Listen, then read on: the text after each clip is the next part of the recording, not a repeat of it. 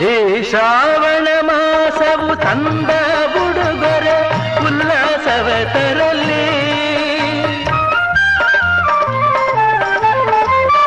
ಆ ಮಂಜುನಾಥನ ಕೃಪಾ ಕಟಾಕ್ಷವು ಎಂದೆಂದು ನಿಮಗಿರಲಿ.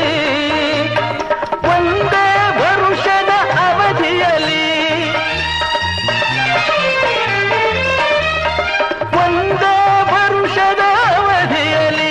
ಹಸುಕಂದನು ಮಡಿಲಲಿ ನಗುತ್ತಿರಲಿ. ಹೊಸ ಬಾಳಿನ ಹೊಸಿಲಲಿ ನಿಂತಿರುವ ಹೊಸ ಜೋಡಿಗೆ ಶುಭವಾಗಲಿ. ಹೊಸ ಆಸೆಯ ಕಡಲಲ್ಲಿ ತೇಲುತ್ತಿಹ ನವ ಜೋಡಿಗೆ ಸುಖವಾಗಲಿ. ಹೊಸ ಬಾಳಿನ ಹೊಸಿಲಲಿ ನಿಂತಿರುವ ಹೊಸ ಜೋಡಿಗೆ ಶುಭವಾಗಲಿ.